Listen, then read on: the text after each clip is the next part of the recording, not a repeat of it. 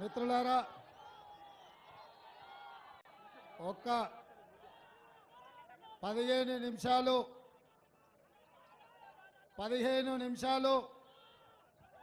మీరు ప్రశాంతంగా ఉంటే మనం చాలా విషయాలు మెదక్ పార్లమెంటు నియోజకవర్గ విషయాలు తెలంగాణకు సంబంధించిన అంశాలు జాతీయ స్థాయిలో జరుగుతున్న పరిణామాల మీద మనం చర్చించుకోవాల్సిన అవసరం ఉంది. భవిష్యత్ కార్యాచరణను నిర్ణయించుకొని మనందరం ప్రణాళికబద్ధంగా ముందుకు వెళ్ళాల్సిన అవసరం ఉన్నది. కాబట్టి ప్రశాంతంగా 15 నిమిషాలు నాకు మాట్లాడడానికి అవకాశం ఇవ్వాల్సిందిగా మీ మిత్రులందరినీ నేను కోరుకుంటున్నా. ఈరోజు మెదక్ పార్లమెంట్ ఎన్నికల సందర్భంగా శ్రీమతి సోనియా గాంధీ, శ్రీ మల్లికార్జున్ ఖర్గే గారు, శ్రీ రాహుల్ గాంధీ గారు, ఆనాడు కీర్తిశేషులు శ్రీమతి ఇందిరాగాంధీ గారు ప్రాతినిధ్యం వహించిన ఈ మెదక్ పార్లమెంటు నుంచి ఒక బలహీన వర్గాల బిడ్డ నీలం మధు ముదిరాజును ఈరోజు ఈ ఎన్నికల బరిలో దించి నాకు మా అక్క కొండా సురేఖ గారికి, పెద్దలు కోదండరామ్ గారికి, మిత్రుడు మైనంపల్లి హనుమంతరావు గారికి, జిల్లా పార్టీ అధ్యక్షుడు నర్సారెడ్డి గారికి, జిల్లా పార్టీ అధ్యక్షురాలు నిర్మలా జగ్గారెడ్డి గారికి, అదేవిధంగా మెదక్ శాసనసభ్యుడు తమ్ముడు రోహిత్కు, అదేవిధంగా పూజల హరికృష్ణకు, ఎలక్షన్ రెడ్డి గారికి, అదేవిధంగా ఈ వేదిక మీద ఉన్న చెర్కు శ్రీనివాస్ రెడ్డి గారు ఏఐసిసి నుంచి 7 సార్లు ఎంపీగా, కేంద్ర మంత్రిగా, అదేవిధంగా పార్లమెంట్లో చీఫ్ విప్గా పనిచేసిన పెద్దలు కొనికల్ల సురేష్ గారికి, మన తరఫున నిత్యం టీవీలలో కాంగ్రెస్ పార్టీ తరఫున గళం వినిపించే మిత్రుడు అద్దంకి దయాకర్ గారిని, అదేవిధంగా నర్సాపూర్ నుంచి మదన్ రెడ్డి గారిని, రాజిరెడ్డి గారిని, అదేవిధంగా పటాన్ చెరువు నుంచి కాట శ్రీనివాస్ గౌడ్ గారిని, వీళ్ళందరినీ కూడా ఈరోజు ఈ సిద్దిపేట గడ్డ మీదకి పంపించి ఏది ఏమైనా 600 అయినా అక్కడి సూర్యుడు ఇక్కడ మొలిసినా పర్వాలేదు, కానీ మెదకు గడ్డ మీద కాంగ్రెస్ 3 రంగుల జెండా ఎగరాలని ఆదేశాలు ఇచ్చారు.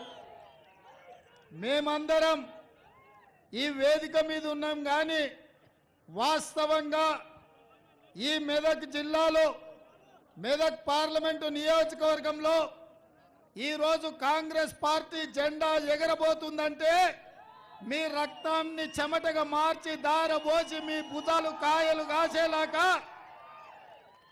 అవసరమైతే అక్రమ కేసులను ఎదుర్కొన్నారు, జైళ్లకు పోయొచ్చిండ్రు. కొంతమంది ప్రాణాలు వదిలినా ఈ జెండాను వదలకుండా మోసిన నా ప్రియమైన వేలాది మంది కార్యకర్తలు ఇవాళ నాకు సంపూర్ణమైన నమ్మకాన్ని, విశ్వాసాన్ని నాకు కలిగించారు. మిత్రులారా, ఇవాళ 2 అంశాలు. 45 ఏళ్ల నుంచి ఈ సిద్దిపేట నియోజకవర్గానికి మామ పోతే అల్లుడు శనిలాగా, పాపాల భైరవులాగా మిమ్మల్ని పట్టి పీడిస్తుర్రు.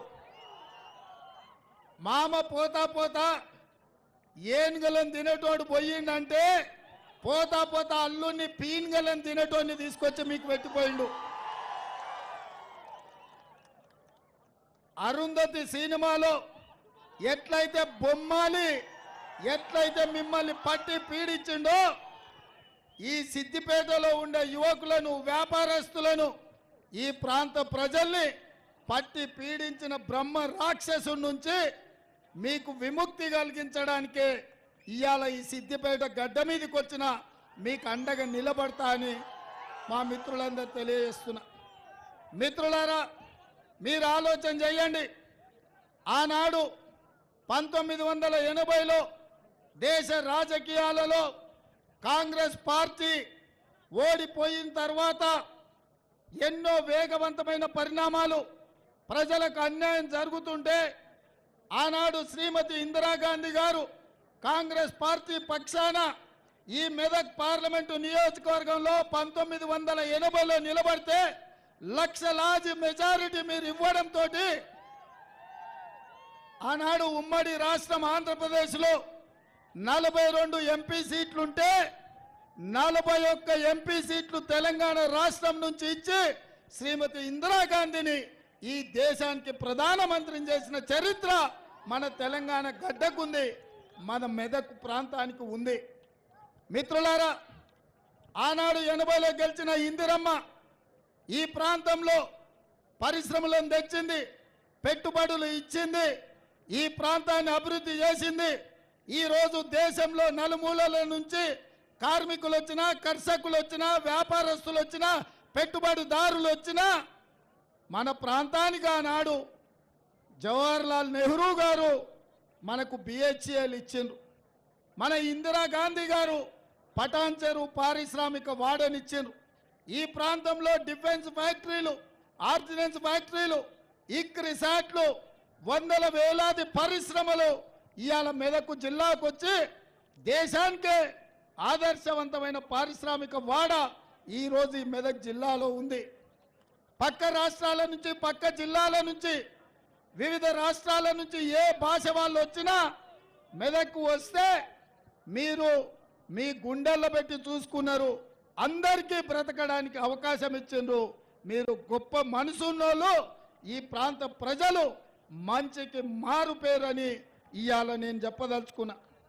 అందుకే మిత్రులారా, ఇవాళ ఇందిరమ్మ నాయకత్వం వహించి ఈ దేశ ప్రధానమంత్రిగా ఈ మెదక్ పార్లమెంటు నుంచే ఇందిరాగాంధీ గారు నాయకత్వం వహించారు. మరి అట్లాంటి మెదక్ పార్లమెంటు ఒక బలహీన వర్గాల యువకుడికి ఏ తండ్రుల, తాతల, ముత్తాతల పేరు మీద రాలే, వందల వేల కోట్ల రూపాయలు చూసి ఇవ్వలే. బలహీన వర్గాలు ఒక ముదిరాజు బిడ్డకు మెదక్ పార్లమెంట్ నుంచి ఎన్నిక చేయాలి. ఇందిరాగాంధీ ప్రాతినిధ్యం వహించిన పార్లమెంటు నుంచి ఒక బలహీన వర్గాల బిడ్డను పార్లమెంటుకు పంపించాలన్న ఆలోచనతోని శ్రీమతి సోనియా గాంధీ గారు ఈరోజు ఈ సీట్ ఇచ్చిండ్రు మిత్రులారా. అందుకే నేను అడుగుతున్న మిత్రులారా, ముఖ్యంగా మా గౌడన్నలను, మా నేతన్నలను, మా గీతన్నలను, మా యాదవ సోదరులను నేను అడుగుతున్నా, మా ముదిరాజు బిడ్డలతో నేను అడుగుతున్నా, కష్టాలలో నష్టాలలో మీకు అండగుండే నీలం మధు కావాలనా, లేకపోతే మీ భూములు గింజుకొని మిమ్మల్ని మల్లన్న సాగర్లో ముంచి మీ మీద అక్రమ కేసులు పెట్టి పోలీసుల ఉక్కు పాదాలతో తొక్కించి లాఠీ ఛార్జీలు చేసి ఇదే సిద్దిపేటలో రంగనాయక సాగర్లో మీ భూములు గుంజుకొని అక్రమంగా ఫామ్ హౌజులు కట్టుకున్న వాళ్ళు మీకు కావాలన్నా ఒక్కసారి ఆలోచన చేయండి మిత్రులారా. ఇవాళ ఈడ మున్సిపాలిటీలో మీరు కౌన్సిలర్లకు నామినేషన్లు అయితే పోలీసులు వచ్చి బెదిరిస్తారు. ఈడ సర్పంచ్కి నిలబడితే పోలీస్ స్టేషన్లలో వేసి కొడతారు. ఇవాళ ఇక్కడ ఎమ్మెల్యేకు నిలబడాలనుకుంటే అక్రమ కేసులు పెట్టి జైళ్లకు తోలుతారు. ఇది నిర్బంధమా? ఇక్కడ ఏమన్నా దొరల రాజ్యమే నడుస్తుందా? ఎన్ని రోజులు దొరల దౌర్జన్యం నడుస్తుంది? మీరు ఒక్కసారి ఆలోచన చేయండి. ఇవాళ ఈ దౌర్జన్యాలను మీ అన్న, మీ రేవంత్ అన్న ఈ రాష్ట్ర ముఖ్యమంత్రికి ఉన్నప్పుడు ఈ దొరల గడిల బద్దలు కొట్టకపోతే, ఈ సిద్దిపేట గడ్డ మీద 3 రంగుల జెండా ఎగరకపోతే శాశ్వతంగా ఈ సిద్దిపేట ప్రాంతం బానిసలుగా బ్రతకాల్సిన పరిస్థితి వస్తుంది. ఆలోచన చేయండి మిత్రులారా. ఇవాళ ప్రజాస్వామ్యం కోసం, ప్రజల స్వేచ్ఛ కోసం ఈ మెదక్ పార్లమెంట్లో నీలం మధు గెలవాలి.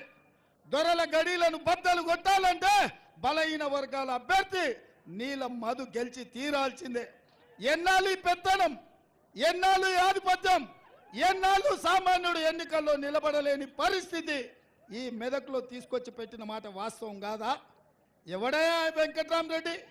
ఏ ఊరోడు? ఎక్కడి నుంచి వచ్చిండు? ఎవడు వాడు? ఎక్కడికి వచ్చిండు? ఎక్కడ నిలబడ్డాడు? ఏం చేసిండు మీకు? ఏం తెచ్చిండు మీకు? మల్లన్న సాగర్లో ముంచినోడు కాదా? రంగనాయక సాగర్లో మిమ్మల్ని పాత రేసినోడు కాదా? వేలాది మంది పోలీసులను దించి ఏటిగడ్డ కిష్టాపూర్ మల్లన్న సాగర్ ప్రాంతంలో రైతులను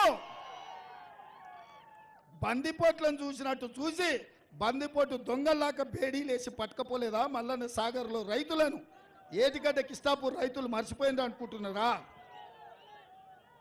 ఏం చూసి ఇచ్చిండే హరీష్ మామ అల్లుళ్ళు వెంకట్రామరెడ్డికి టికెట్? ఏం చూసి ఇచ్చిండ్రు?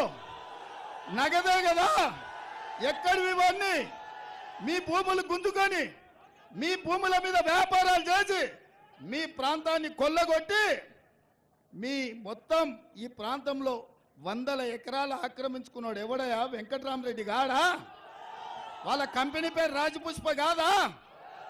కూతవేటు దూరంలో 100 ఎకరాలను కొల్లగొట్టి కలెక్టర్గా ఉండి మీ ఉసురు తీసినోడు, మిమ్మల్ని హింసించినోడు, మిమ్మల్ని చెట్టుకొగని గట్టి కొట్టినోడు, ఆనాడు నిజాం దగ్గర కాసిం రిజ్వీ ఎట్లనో ఈ చంద్రశేఖరరావు హరీష్ రావు దగ్గర కాసిం రిజ్వీ లాక ఈ వెంకట్రామరెడ్డి మీ జీవితాలతో చెలగాటం ఆడినోడు కాదా? ఇవాళ అట్లాంటోని కరీంనగర్ నుంచి తెచ్చి మీ దగ్గర ఎమ్మెల్యేకి ఎంపీకి నిలబెడితే మీరు అమాయకులా? మీకు ఆలోచన లేదా?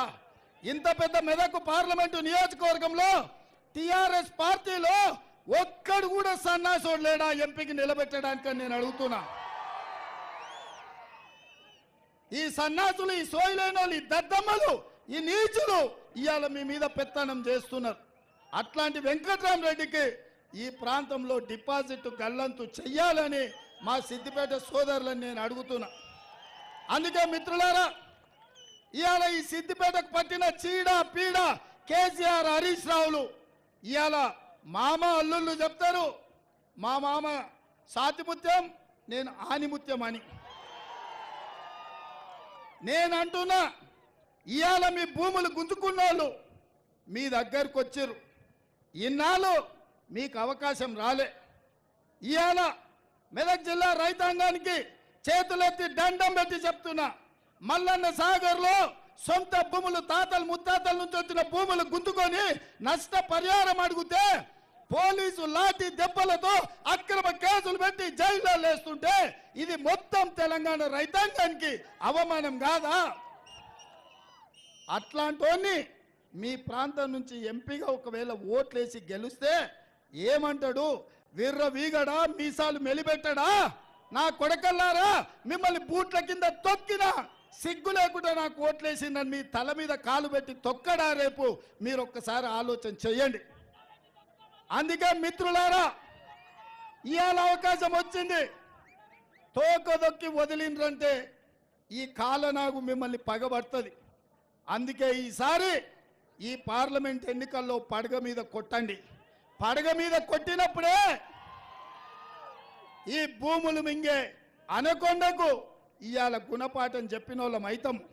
అందుకే మిత్రులారా, నేను హైదరాబాద్ బయలుదేరి ఆదిలాబాద్ పోతున్నప్పుడు ఒక మిత్రుడు అన్నాడు, అన్న ఎందుకు సిద్దిపేట మీటింగు, ఆడ ఎవరు రారేమో బాగుండదేమో అని. ఆదిలాబాద్ పోయినప్పుడు విమానం ఎక్కేటప్పుడు మా సీతక్క అన్నది, అన్న ఓసారి కనుక్కోరా అని పోరా, అదే ఆడగిన మరి ఉన్నారో లేరో జనాలని. అంటే నేను ఒక్క మాట చెప్పిన, అక్క మొట్టమొదటిసారి గడీల బద్దలు కొట్టే అవకాశం వచ్చింది. ఏ మల్లన్న సాగర్ దిగితే ఆ మల్లన్న సాగర్ వరదలై సిద్దిపేట పాత బస్టాండ్ చౌరస్తల పార్త ఎట్లా ఉంటుందో అట్లా వేలాది మంది బిడ్డలు తప్పకుండా వస్తారనే నమ్మకం ఉంది. అందుకే నేను వచ్చి ఎంబడే 5 నిమిషాలు చూసుకొని హెలికాప్టర్లో పోయేది ఉండే. నేను హెలికాప్టర్ ఆయనకు చెప్పిన, నువ్వు ఓవా మళ్ళీ నేను నిదానంగా వస్తా మా వాళ్ళందరినీ కలిసాను. హైదరాబాద్లో ప్రోగ్రాం ఉంది, కుత్బుల్లాపూర్లో యాత్ర ఉంది, అయినా వాళ్ళకి చెప్పిన ఓ గంట ఆలస్యం అయితే అయింది, లేకపోతే ఓ రోజు తర్వాత కావాలంటే పట్నంలో చేసుకుందాం. నేను ఈ సిద్దిపేట గడ్డ మీద మీ మధ్యలో నిలబడి మీతో ఆనందం పంచుకోవాలని, ఎందుకంటే మీరు ఎన్నో కష్టాలను ఎన్నో అక్రమ కేసులను ఎదుర్కొని మీరందరూ ప్రవాహమై ఈరోజు ఈ సిద్దిపేట పాత బస్టాండ్ చౌరస్తాకు వచ్చారు. మీ నిర్బంధాల మధ్య ఈ ఆధిపత్యాన్ని ఛేదించుకొని ఈ సిద్దిపేట ప్రజలు స్వేచ్ఛగా పాత బస్టాండ్ చౌరస్తాకు వస్తే ఇతర ప్రోగ్రాములునే నేను హడావిడిగా పోతే నేను నిజంగా మీ పౌరుషాన్ని గుర్తించను నైత. అందుకే ఇవాళ సిద్దిపేటల బిడ్డల పౌరుషాన్ని చూసిన నాకు సంపూర్ణమైన విశ్వాసం కలిగింది, సంపూర్ణమైన నమ్మకం కలిగింది. నేను ఈరోజు మాట చెప్తున్నా, మీడియా మిత్రులారా రాసుకోండి. ఈ మెదక్ పార్లమెంటులో నీలం మధు 1,00,000 మెజార్టీతో ఎంపీగా గెలిచే బాధ్యత సిద్దిపేటలో కాంగ్రెస్ పార్టీకి మెజార్టీ వస్తుంది. ఆ మెజార్టీ పార్లమెంటు మొత్తం మీద 1,00,000 ఓట్ల మెజార్టీతోని నీలం మధు గెలవబోతుండని నేను ఈరోజు చెప్తున్నా. 20 ఏళ్ళు ప్రతిపక్షంలో నాకు అనుభవం ఉంది. ప్రజలు ఎట్లాలం చేస్తారో నేను గుర్తుపడతా. వాళ్ళలో ఉన్న కసి ఒక్కొక్కడు 100 మందికి సమానం. ఇవాళ వీడికి వచ్చిన వాళ్ళు 20,000 30,000 అని మీరు లెక్కేసుకుంటున్నాము. ఒక్కొక్క కార్యకర్త 100 ఓట్లకు సమానం. ఒక్కడొక్కడు కాదురా, 100 మంది ఒకేసారి రండి. ఒక్కొక్కడు కాదురా, ఒకేసారి 100 మంది రండి అని మా కార్యకర్తలు ఇవాళ ఈ పాత బస్టాండ్ చౌరస్తాలో తెలంగాణ సమాజానికి ఈరోజు మా వాళ్ళు ఈ బీఆర్ఎస్ నాయకులకు సవాలు విసురుతున్నారు. అందుకే మిత్రులారా, ఇవాళ ఆయన కథ అట్లుంది, ఇంకొక ఆయన కథ ఎట్లుందంటే ఎక్కడ పోయినా ఇంకొక ఆయన కథ గిట్లుంది. ఎవరైనా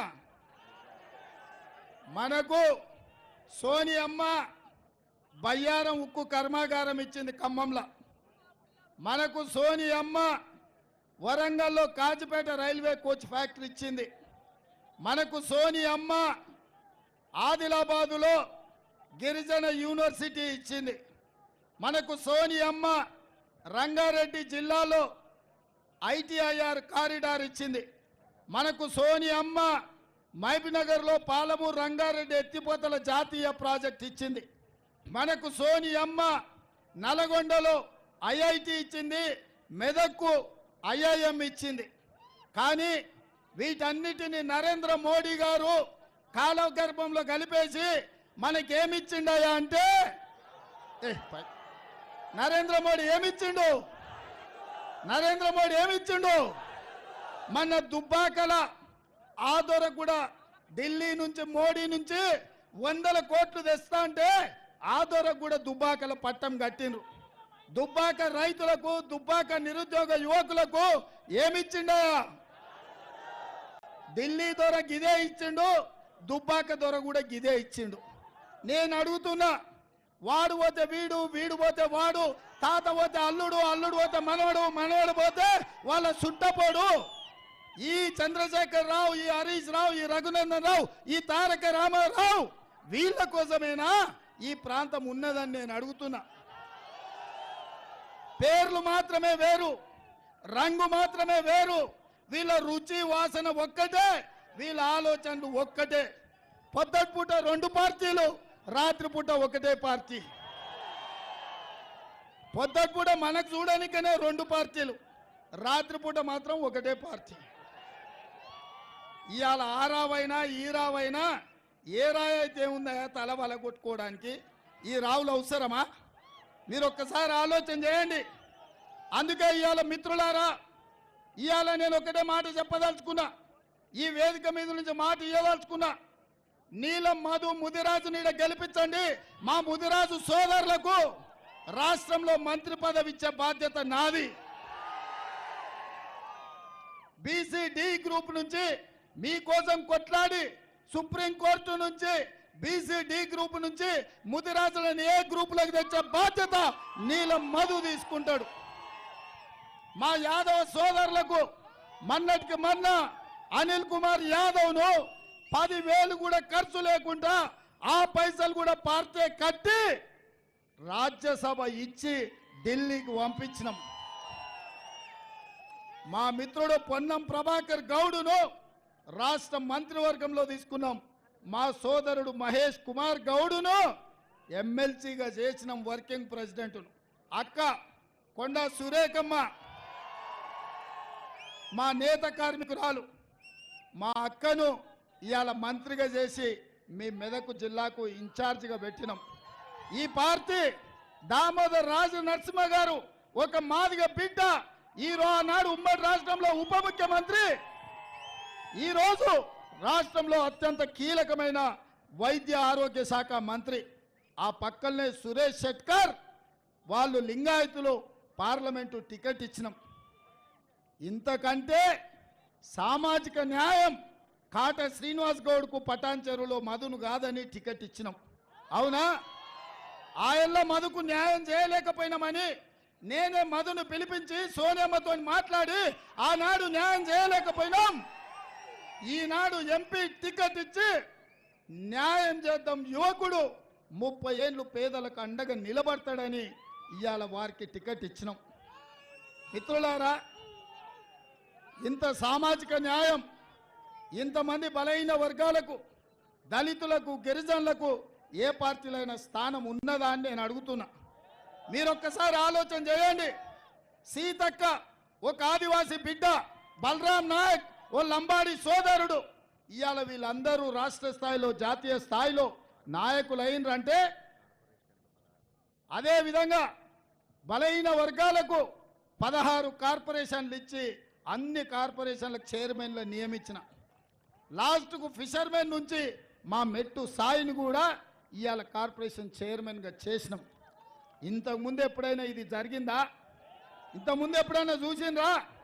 ఇవాళ ఈ ప్రభుత్వం ఇందిరమ్మ రాజ్యం, పేదల ప్రభుత్వం, ప్రజాపాలన ఇది.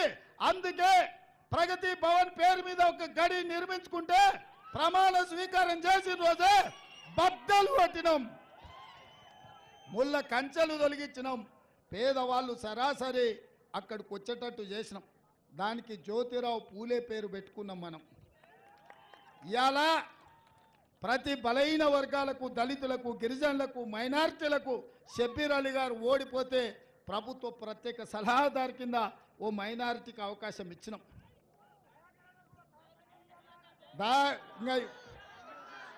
దయాకర్కు జర పెద్దది ఇద్దామని, అద్దంకి దయాకర్కు మీ మాట ప్రకారం అద్దంకి దయాకర్దే ముఖ్యమంత్రి కుర్చీ, నా పని అంతా సగం ఆయనే చూస్తాడు. అద్దంకి దయాకర్ మీ రేవంత్ అన్న వేరు కాదు, మేమిద్దరం ఒక్కటే. తప్పకుండా ఆయనకు మంచి పదవి ఇచ్చే బాధ్యత నాది. కష్టపడ్డోళ్లకు అవకాశం కల్పించే బాధ్యత నాది. అందుకే ఇవాళ మిత్రులారా, ఇవాళ మోడీ గారు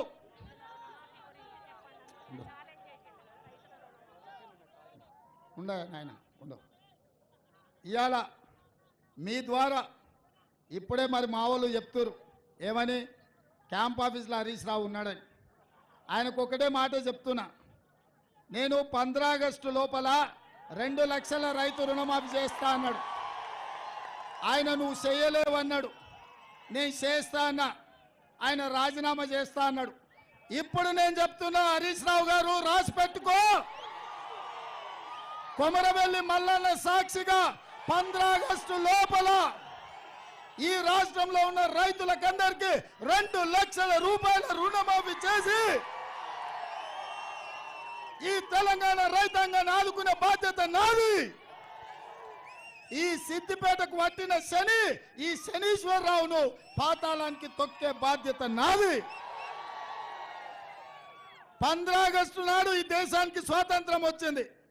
15 ఆగస్టు నాడు ఈ శనీశ్వరరావు నుంచి ఈ సిద్దిపేటకు కూడా స్వతంత్రం రాబోతుంది. 15 ఆగస్టు నాడు